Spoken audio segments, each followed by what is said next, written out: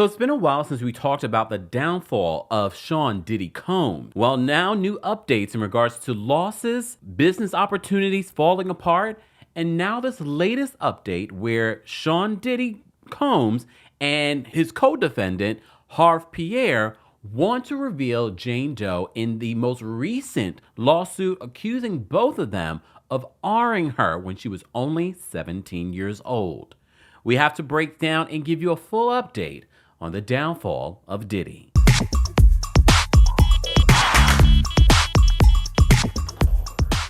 Welcome back to the Kempire channel, your number one source for pop culture news and music, entertainment, reality TV, and so much more. As always, be sure to like this video, subscribe to the channel, and hit that notification bell so you never miss out on breaking news when we go live or when we upload.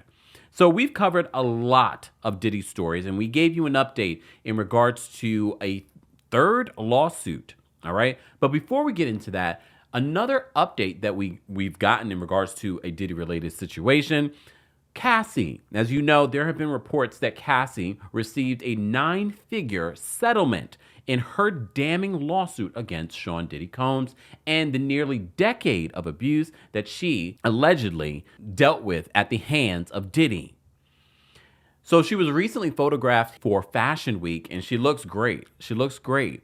And there have been rumors, I believe Ryan Leslie actually came out and says that she's working on a tour. But since Cassie's damning lawsuit that had a trigger warning, there have been multiple lawsuits that Diddy has faced. But he has also lost a lot in regards to brand partnerships. He was in the middle of a lawsuit with the owners of his alcohol brand. So we have an update in regards to that. So according to CNBC, Diddy and Diageo have parted ways in a settlement of racism accusations.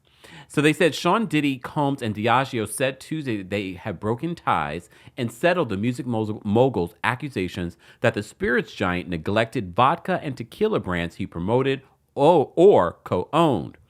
So in a joint statement, the London-based company and Combs said that they have now agreed to resolve all disputes between them. Mr. Combs has withdrawn all of his allegations about Diageo and will voluntarily dismiss his lawsuits against Diageo with prejudice. So here's the thing. You should be reminded that after this Cassie situation came out, they had filed legal documents saying that they didn't want him to be the face of their brand anymore because of these accusations. So this might be part of the reason why they have come to terms in regards to a settlement. He probably just wants to be out of the news cycle. So they said Diageo and Combs added that they have no, quote, no ongoing business relationship either with respect to Ciroc vodka or Diddy tequila, which Diageo now solely owns. The sides settled a lawsuit filed last year in the New York Supreme Court in Manhattan where Combs alleged racial discrimination by Diageo and said that the company neglected Ciroc vodka and Diddy tequila. Combs' lawyer accused the company of marketing the spirits as urban brands. The suit sparked a month-long dispute between Diageo and Combs. In November, Diageo filed a letter aiming to prevent Combs from appearing in Diddy tequila ads after the singer Cassie accused him of R and abuse. Cassie and Combs settled the singer's lawsuit, as you know, that month, only a day after she filed it. Combs Wines and Spirits and Diageo first partnered in 2007 to promote Ciroc. They later teamed up to jointly purchase Diddy in 2013. Diageo is one of the largest spirit companies in the world with nearly $80 billion market value, owns more than 200 brands such as Don Julio and Johnny Walker. So that was something that happened recently this week that I wanted to mention to you because now in one of the multiple lawsuits that Diddy has been facing, this third lawsuit, which the person that filed this as a Jane Doe. Well, one of our favorite legal journalists, Megan Cuniff, has an update in regards to this lawsuit. But shout out to our friends over at The Root that wrote this. They write, back in December, we told you that the shocking gang R allegations hip-hop mogul Diddy was facing along with his then president of Bad Boy Entertainment, Harv Pierre. Named alongside his former bad boy president Harve Pierre and an unidentified third person, because the young woman at the time could not remember this person's name or identify them. So the bombshell lawsuit stems from a Jane Doe who was only 17 at the time and alleged she was trafficked and gang-ard by Diddy, Harve Pierre, and a third man in Manhattan back in 2003. She claims that she suffered monetary damages, physical injury, pain and suffering, and serious psychological and emotional distress, entitling her to an award of compensatory and punitive damages. And if you missed our report on that, we do go through some of what played out leading up to how this 17-year-old girl who met Harve Pierre in another state, this is important to note because I'm believing trafficking of a situation is involved here, flew her privately to meet Diddy here in New York City at a studio.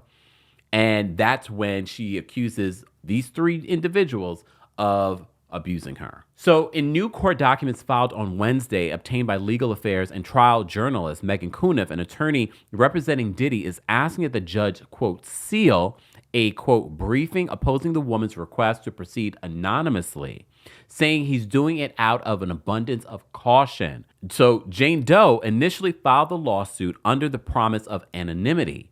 Diddy's legal team, in addition to Harve's, have filed a motion opposing that she keep her identity hidden.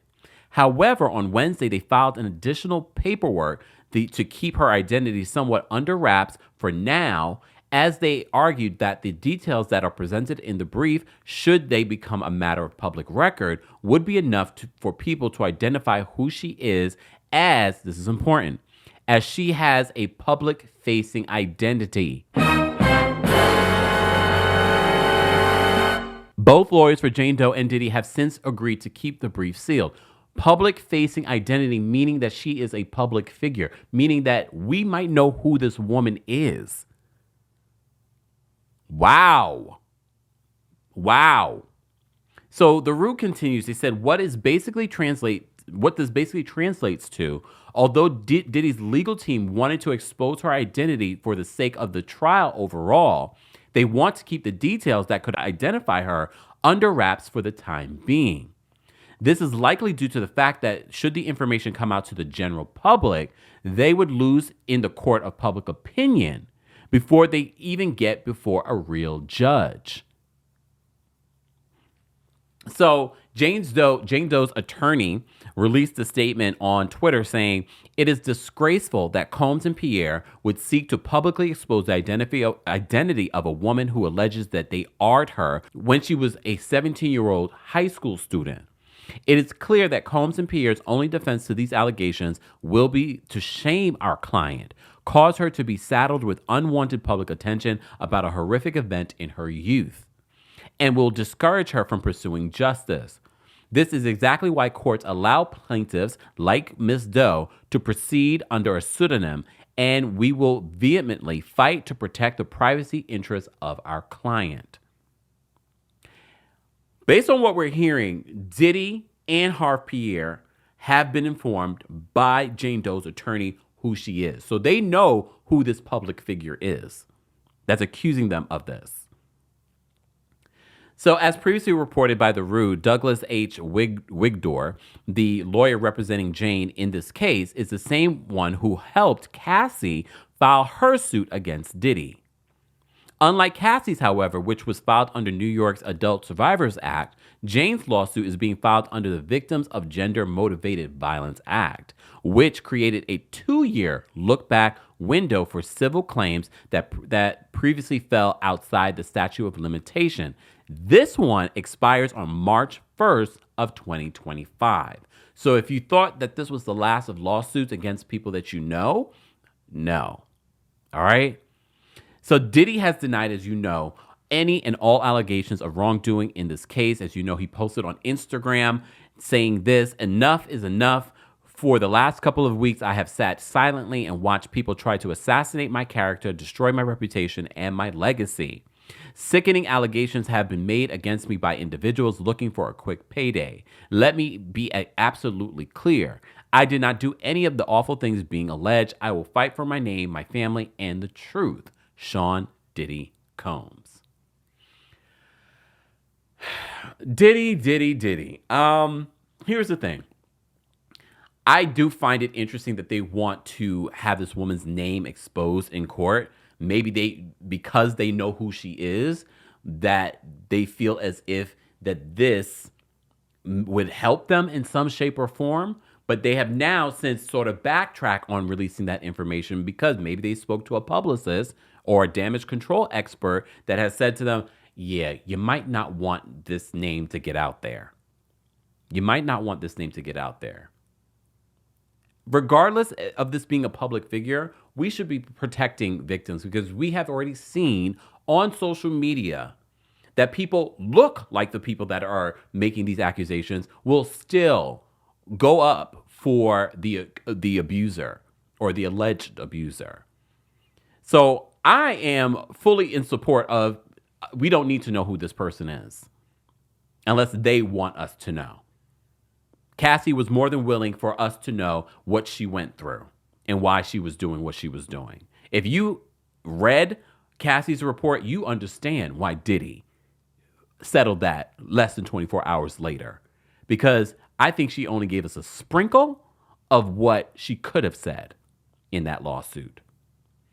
Guys, as always, I want to know your reaction to the latest update about Diddy, another business that he's lost, and another lawsuit that he's facing.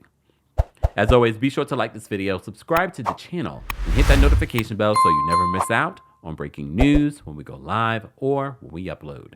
Thanks for watching. You bring the lighter, I got the fuse. You make a fire, I'll ask you. Follow my lead, just watch your shoes.